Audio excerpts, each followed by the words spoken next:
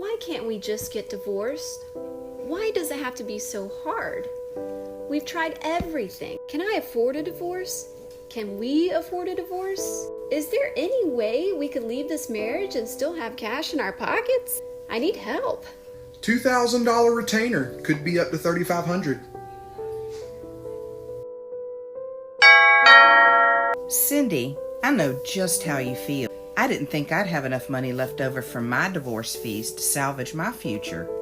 We had no children and no assets to fight over. All of that was worked out. My neighbor recommended AndersonForms.com. I paid a small fee. I received my papers in the mail along with clear instructions. It was much easier than I'd ever imagined. I felt good knowing exactly where to go and who to see. I filed my papers at the courthouse. The clerk was very friendly. She set my court date and showed me where I would need to be and what time I needed to be there.